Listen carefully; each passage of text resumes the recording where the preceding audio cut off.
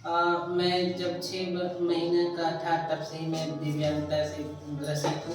Polio मारने के कारण मैं आज मेरा शरीर का निचला धड़ा जो है निर्जीव है। ऐसे कई मौके आए हैं सर, लेकिन मैं समझता हूँ कि जो कठिनाई से पार होकर जो जीवन जीता है उसमें एक अलग रोमांचकता होती है। मैं जापान की राजधानी टोक्यो में खेलने के लिए नहीं जा सका, तो तब उस समय में लगा कि एकदम अधूरा जीवन है, मैं क्या कर लूँ। मजबूरन होकर मैं बच्चों को ट्यूशन पढ़ाना शुरू किया और शायद भगवान को ये मंजूर था कि मैं बच्चों में इतना फेमस हो गया कि आज हमें बच्चों की कमी नहीं है। वो गंगा स्नान के लिए गए थे और इनके भी कोई दादी थी, वो गंगा स्नान के लिए गए थे। इनको देखे बोले कि अरे मेरा भी तो एक भतीजा दिव्यांग है, तो दोनों का जोड़ी कैसा रहा। तो देखो भैया, मैं तो लाचार हूँ, तो मैं इतना कुछ कर ले रहा हूँ, लेकिन आपके पास भगवान ने 2-2 पैर दिए, तो आप हमसे भी ज़्यादा बेहतर कीजिए ताकि समाज में लोग आपका उदाहरण लें। सर पढ़ाएं, मेरी मम्मी पापा बहुत गरीब है सर, बहुत गरीब है, तो पढ़ाने लिखाने में सक्षम नहीं थे।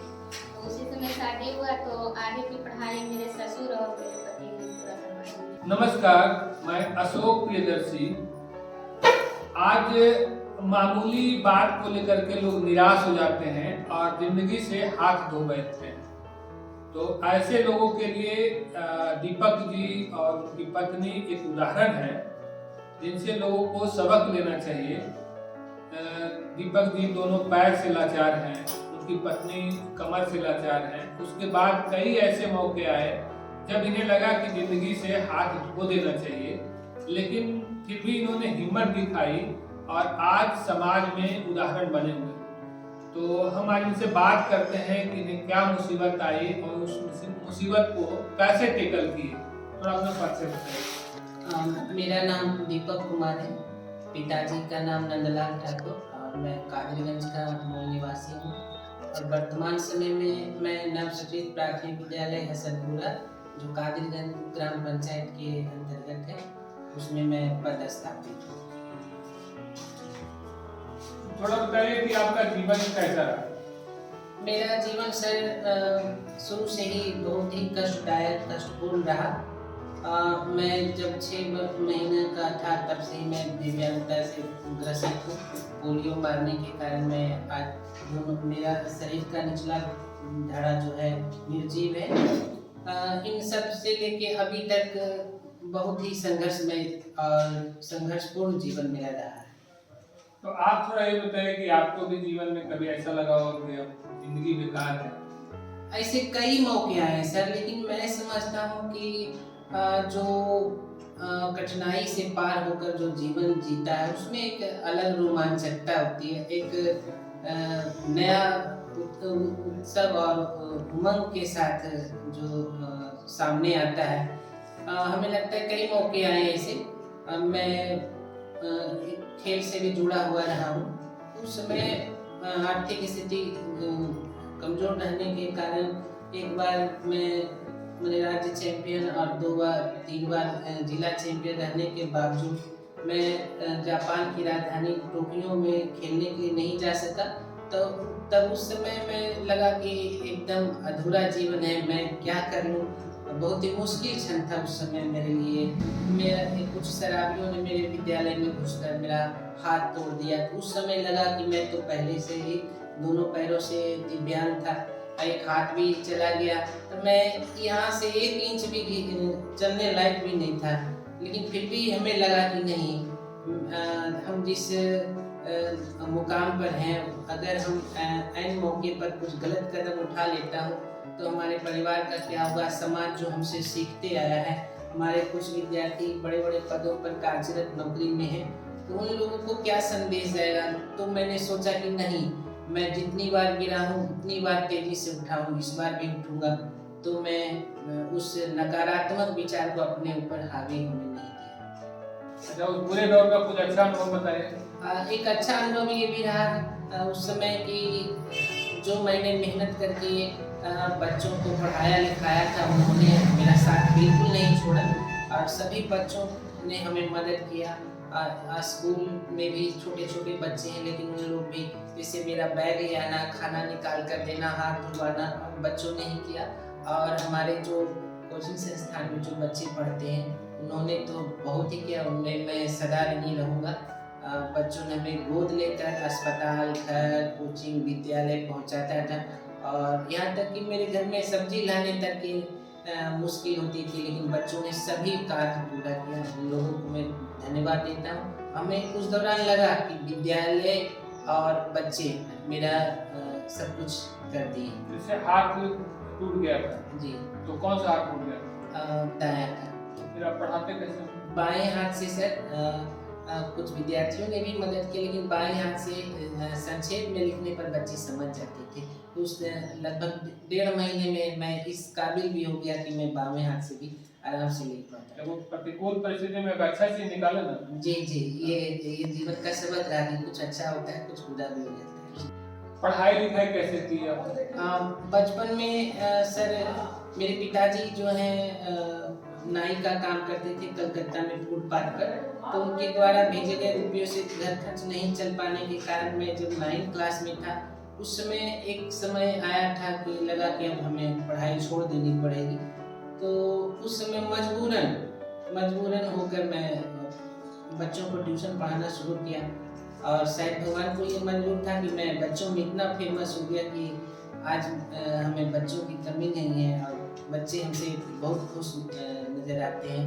और बहुत ही मुश्किलों का सामना करते हुए मैंने अपना पढ़ाई जारी रखा। मैंने सोचा कि एक पढ़ाई ही हमारे लिए एक ऐसा हथियार है जो हमें सर्वगुण संपन्न बनाएगा और समाज में जीने लायक बनाएगा। मैट्रिक आपने कब किया? 2002 में सर। उसके बाद आगे की पढ़ाई के बारे में सर? उसके बाद सर मैं अपने ट्राईसाइकिल से रोज लगभग 10 किलोमीटर दूरी तय करके ट्राईसाइकिल के माध्यम से ही नवादा जाकर केरिस कॉलेज में पढ़ता था। और रघुनंदन बाबू एक हैं पटेल नगर में, उनके यहाँ ट्यूशन जाता था पढ़ने के लिए। और वो हमें फ्री में शिक्षा देते थे क्योंकि वो हमें परख चुके थे कई मौक़ों पर कि ये अच्छा विद्यार्थी है। तो उन लोगों से भी हमें बहुत सपोर्ट मिला। लेकिन हाँ, कष्ट होता था क्योंकि उबड़ खाबड़ रास्ते पहले के बने हुए थे। और जेठ का हो, ये महीना हो या धूप वाला हो या बरसात हो, हमें 10 किलोमीटर आना, 10 किलोमीटर जाना प्रतिदिन का ये नियमित दिनचर्या थी। नौकरी कैसे लगी? ये नंबर बेसिक आधारित था। हमें दिव्यांग कोटे में हमें सर्विस मिली। पहले एवरी नाम के गांव में जो पगड़ी बरामा प्रखंड में शायद पड़ता है उसमें हुआ था। तो मैं दूरी नहीं जा पाने के कारण अपने ही पंचायत में ट्राई किया। विकलांग कोटा में मैं गया। अच्छा, कब बहाल हुए? 2007। अच्छा, आपके पास और कोई एक्स्ट्रा एक्टिविटी? जी हाँ, मैं चित्रकारिता कर लेता हूँ, पत्र लेखन कर लेता हूँ। पत्र पत्रिकाओं अखबारों में मेरी लगातार रचनाएं प्रकाशित होती रहती हैं। और बड़ा खुशनसीब हूँ कि स्कूल में भी मैं 3 बेस्ट टीचर अवार्ड जीत चुका हूँ। कहाँ से मिला? दिग्मणि एजुकेशन दिल्ली की ट्रस्ट है सर, उसके द्वारा। और मुख्यमंत्री एक अक्षर आंचल योजना निकाले थे, उसमें बेस्ट अक्षर दूत का सम्मान भी मैं पा चुका हूँ। और मेरे लेखन भी कई बार बेस्ट में चुना गया और इनाम भी और पुरस्कृत भी हुए हैं। आप अपना आदर्श किन्हें मानते हैं? APJ अब्दुल कलाम, जिनके अपने विचार और अभिव्यक्ति से मैं परिचित हूँ। और उनकी बातों को पढ़ना, सुनना और उस पर अमल करना हमें अच्छा लगता है। और मैं अपने माता पिता को भी नहीं भूलूंगा क्योंकि उनके संघर्ष से ही मैं अपने जीवन में संघर्ष करके उठना सीखा। कलाम साहब पर 100 लाइन की कविता लिखकर भेजा था और उनमें से एक मासूम सा उस समय सवाल किया था कि भारत वर्ष के हर नेता जो है आपके तरह दयालु क्यों नहीं है। तो उनके में भी हस्ताक्षरित फोटो वो हमारे पास दे दी थी। कलाम साहब जी जी, तो बड़ी फाती मिल गई आपको। जी हाँ, उस समय बिल्कुल मैं अपने एरिया का हीरो था। अभी भी लोग बहुत मानते हैं, कुछ नकारात्मक समाज में होते हैं, लेकिन मैं खुश हूँ, सभी लोगों का प्यार मिलता है। सारी उस पर लाचार है तो कोई कमेंट पास भी करते हैं? करते हैं, लेकिन उनके सामने मैं एक बात भी प्रूव कर देता हूँ कि देखो भैया, मैं तो लाचार हूँ, तो मैं इतना कुछ कर ले रहा हूँ।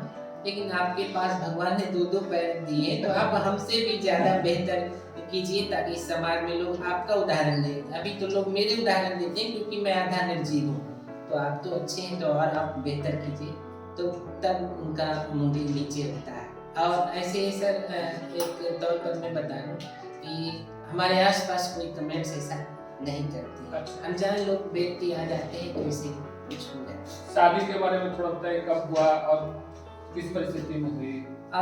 बस हमारे जो एक हुआ है बुजुर्ग, वो गंगा स्नान के लिए गए थे और इनके भी कोई दादी थी, वो गंगा स्नान के लिए गए थे, इनको देखे बोले कि अरे मेरा भी तो एक भतीजा दिव्यांग है, तो दोनों का जोड़ी कैसा रहा, तो गंगा तट पर ही दोनों का संबंध का शुभारंभ हुआ। अच्छा, ये भी दिव्यांग है?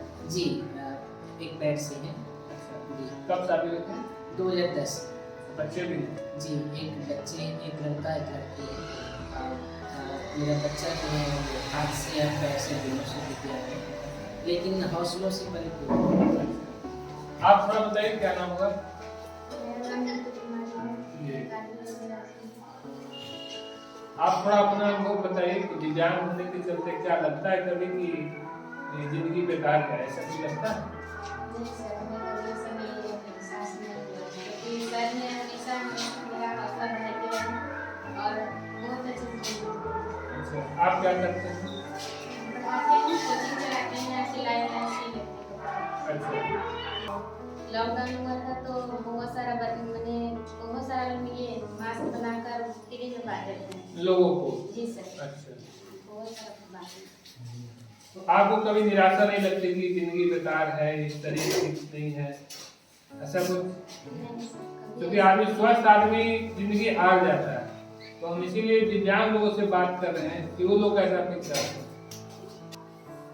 इनका जब हाथ टूटा था तब थोड़ा सा लगा था कि एक पैर तो ऐसे है ये थे, हम ऐसे है ये, मेरा बच्चा भी है और हाथ भी इनका हो गया तो मेरा घर कैसे चलेगा, मेरा परिवार कैसे चलेगा। उस समय टूट गए थे थोड़ा सा, लेकिन फिर भी बच्चा लोग, ये कोचिंग का जो बच्चा लोग था वो लोग हम लोग का पूरा हौसला बनाए रखा। अच्छा, और जब तक सर नहीं थे हॉस्पिटल में थे तब तक बच्चा लोग हमको समझा, सपोर्ट किया और हम भी उन लोग को थोड़ा सा टाइम दिए तो बहुत अच्छा से गुजर गया। आप कहाँ तक पढ़े लिखे हैं? बीए किस विषय से? हिंदी ऑनर्स। शादी हुई थी उस समय कहाँ तक पढ़े हुए थे? 9। अच्छा, तो शादी के बाद आप पढ़े? जी सर पढ़ाएं। मेरी मम्मी पापा बहुत गरीब है सर, बहुत गरीब है, अच्छा, तो पढ़ाने लिखाने में सक्षम नहीं थे। तो उसी समय शादी हुआ तो आगे की पढ़ाई मेरे ससुर और मेरे पति ने पूरा करवाई। ये तो अच्छी बात है। जी सर, बहुत अच्छी बात है। समाज के लिए क्या कहना चाहिए? समाज को कुछ कहना चाहिए कि वो आदमी हार जाता है जिंदगी से, उसको कहना चाहिए, क्योंकि आप दोनों आदमी दिव्यांग हैं, उसके बाद भी एक अच्छा उदाहरण दे रहे हैं, तो आपको अगर कुछ कहना हो तो क्या कहेंगे? हाँ, पढ़ लिख कर आगे बढ़े। ये जो शिक्षा है सर, वो सभी मुसीबतों का सामना करने की सीख देता है। और मैं अगर पढ़ा लिखा नहीं होता, हमारे इतने सपोर्टर बच्चे लोग नहीं होते, तो मैं भी एक कोने में दुख का शीशक रहा हूँ।